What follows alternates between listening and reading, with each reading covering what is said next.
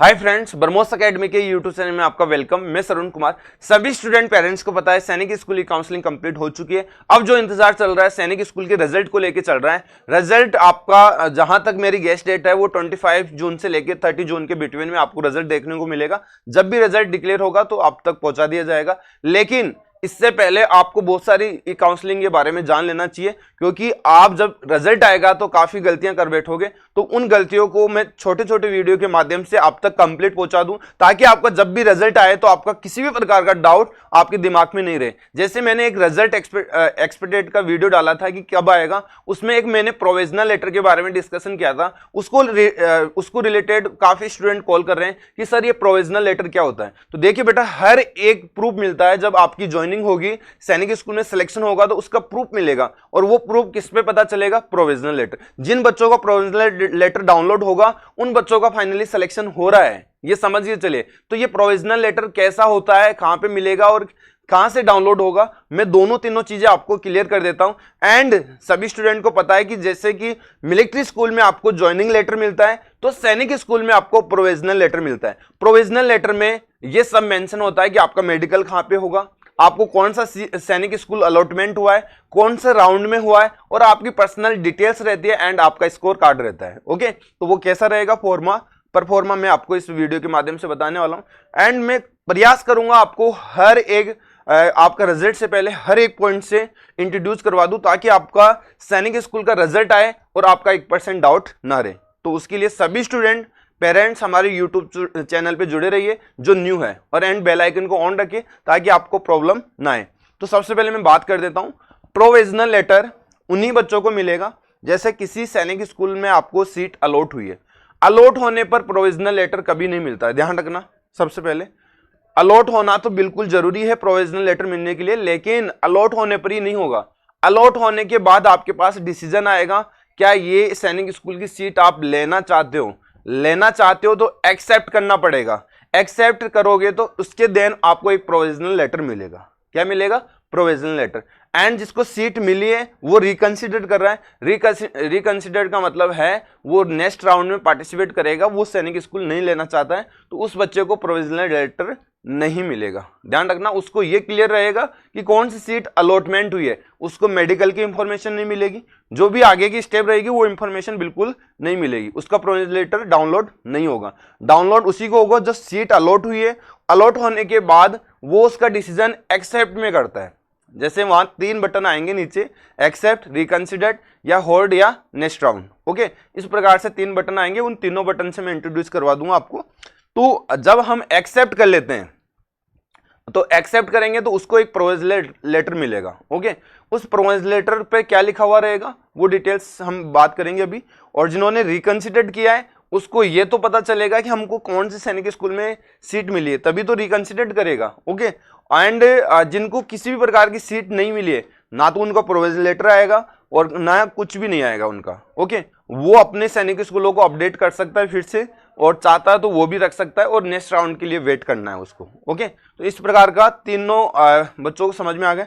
एक क्या होगा आपका, होल्ड एंड नेक्स्ट। इस बार काफी एक अच्छा ऑप्शन मिलने वाला है कि आप जो फर्स्ट राउंड में मिला है उसको कुछ समय के लिए होल्ड कर सकते हो कि मेरे को अभी सोचने का टाइम दीजिए, ताकि मेरे को सेकंड राउंड में कोई अच्छा सैनिक स्कूल मिल गया, जब तक मेरे को सोचने का टाइम दो। तो एक ऐसा ऑप्शन रहेगा जिसका उपयोग आप अच्छे से बेहतरीन तरीके से कर सकते हो और उसका ज्यादा से ज्यादा फायदा उठा सकते हो। कभी कभार क्या होता है कि आपका जो सैनिक स्कूल आपको मिली और जल्दी तावले में आप एक्सेप्ट कर लेते हो, जबकि उसकी जगह होल्ड करने का भी ऑप्शन रहेगा। तो होल्ड करने का बेनिफिट कमाएंगे हम ज्यादा, है ना। मतलब होल्ड करने का ज्यादा बेनिफिट हम लेने वाले हैं। ओके, समझ गए। तो ये प्रोविजनल लेटर आपको समझ में आ गया कि सैनिक स्कूल का प्रोविजनल लेटर कब जारी होगा। तो कब जारी होगा? जब आपका रिजल्ट जारी होगा। रिजल्ट के बाद यदि आपके पास डिसीजन आएगा, अलॉटमेंट हुई है सीट, आपको ये कंफर्म हो गया, उसके बाद एक्सेप्ट करने के बाद आपका प्रोविजनल लेटर डाउनलोड होगा। ये कैसा होता है देखिए थोड़ा सा। ये प्रोविजनल लेटर आपको कहां पे मिलेगा, पहले तो मैं ये दिखा देता हूं कि होता कैसा है। जैसे कि ये एक बच्चे का मैं यहाँ पे ये ओपन कर रहा हूँ। ओके, अब इसमें क्या है, ऊपर आपको सारी चीजें लिख रखी है। प्रोविजनल सीट अलॉटमेंट लेटर, कि आपका सीट अलॉटमेंट हुआ है उसके लिए ये लेटर है।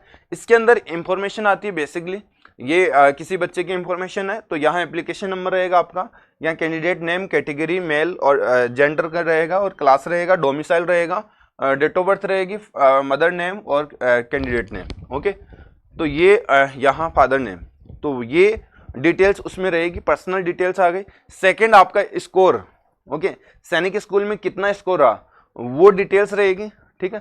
थर्ड इंपॉर्टेंट डिटेल्स जो काफी बच्चों को डाउट रहता है, यहाँ पे स्कूल अलॉटमेंट, जैसे सैनिक स्कूल इम्फाल यहाँ अलॉटमेंट हुआ है, कौन से राउंड में हुआ, फर्स्ट में, और ये कौन सा इसने लिया था, SS प्लस NSS, इसने ओनली SS लिया है। ओके, और यहाँ अदर OBC, क्योंकि अदर OBC मतलब अदर स्टेट से OBC से लिया है।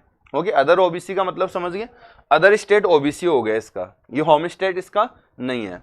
तो आप समझिए यहाँ सीट अलॉटमेंट का इंफॉर्मेशन आएगा, राउंड किस में मिला वो आएगा आपको। ओके, कौन सी स्टेट से, कौन सी कैटेगरी से आपको सीट अलॉट हुई है वो देखने को मिलेगा, इसके साथ स्कोर रहेगा। अच्छा, इसको लेके ही आप मेडिकल कराने के लिए जाना होगा, जैसे आप एग्जाम दिलाने के लिए एडमिट कार्ड लेके जाते हो। ओके, तो इसी प्रकार से इसको लेके आपको एडमिट मीन्स मेडिकल इसको देख के होगा। अच्छा, मेडिकल कहाँ पे होगा, सबसे बड़ी प्रॉब्लम ये भी होगी बच्चों के, मेडिकल होगा वो आपके जहाँ से सीट अलॉटमेंट होगी उसी डिस्ट्रिक्ट के अंदर होगा जो स्कूल दिया जाएगा। जहाँ पे स्कूल अलॉट होगी ना आपको, जैसे चित्तौड़गढ़ मेरे को अलॉट हुई है तो चित्तौड़गढ़ के आसपास का एक हॉस्पिटल रहेगा, उसमें आपको मेडिकल कराना होगा। मेडिकल इतना ब्रीफली नहीं होता है जितना सैनिक स्कूल का होता है, सैनिक स्कूल बहुत ही ज़्यादा ब्रीफली मेडिकल होता है, लेकिन मिलिट्री स्कूल का ब्रीफली होता है, सैनिक स्कूल का इतना ब्रीफली नहीं होता, थोड़ा लाइटली होता है, चल जाता है, बच्चे मोस्टली निकल जाते हैं अच्छे खासे, मेडिकल में आउट्स कम होते हैं। ओके, लेकिन मिलिट्री स्कूल में ज़्यादा होते हैं, ठीक है। तो ये प्रोविजनल लेटर है जहां आपको अच्छे से समझ में आ गया होगा। ओके, ये कहाँ से डाउनलोड होगा, जब आप अपना डाटा साइन इन करोगे वहाँ रिजल्ट आएगा, राउंड फर्स्ट का रिजल्ट आप देखोगे तो फिर आपको जहाँ सीट अलॉट होगा सबसे पहले उसके सामने सीट अलॉटमेंट आएगा, ऊपर लिखा हुआ आएगा ओनली, नॉट लिख के आपका आएगा कि आपका सीट अलॉटमेंट हुआ है, कौन सा सैनिक स्कूल, उस सैनिक स्कूल का नाम आएगा। फिर आपको नीचे आएगा ऑप्शन, जैसे accept, reconsidered and hold, next. Okay, इस प्रकार के ऑप्शन आएगा। यदि आप एक्सेप्ट कर लेते हो तो ये जो मैंने प्रोविजनल लेटर दिखाया वो डाउनलोड हो जाएगा, इसके बाद आप नेक्स्ट राउंड में नहीं जा सकते। ध्यान रखना, एक्सेप्ट करने के बाद आपका फाइनली डिसीजन हो चुका है कि वही सैनिक स्कूल ले सकते हो। आप चाहते हैं कि मैं उसमें नहीं जाऊंगा मेडिकल कराने, अपनी मनमर्जी का चलाओगे, बिल्कुल नहीं चलेगा। मतलब आपने एक सीट खराब कर दी है, आप चाहे तो उसको काम में ले लीजिए, आप चाहे तो उसको छोड़ दीजिए, लेकिन आप नेक्स्ट राउंड में नहीं जा सकते एक्सेप्ट करने के बाद, ठीक है। दूसरा रिकंसिडर्ड है, रिकंसिडर्ड का मतलब आपको सीट तो मिली है लेकिन आप उसको लेना नहीं चाहते हो, तो यहाँ रिकंसिडर होगा।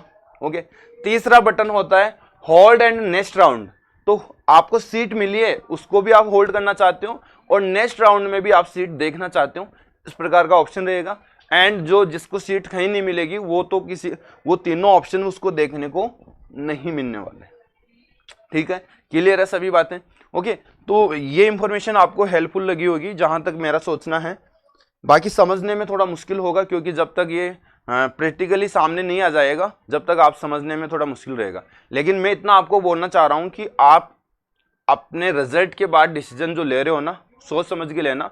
हो सके तो मेरे से आप हेल्प ले लीजिए, कोई प्रॉब्लम नहीं है। हेल्प मैं 1 आवर्स में नहीं कर रहा हूँ, 2 आवर्स में नहीं कर रहा हूँ, तो 1 दिन का वेट करिए, मैं आपकी हेल्प जरूर करूँगा रिटर्न कॉल करके। ओके, तो आप सभी स्टूडेंट प्यारे जो अपने प्लेटफॉर्म को ज्वाइन कर लीजिए, चैनल को सब्सक्राइब कर लीजिए और ऐसे ही प्यार प्रेम बना के रखें। तो मेरे को दीजिए इजाज़त। जय हिंद, जय भारत।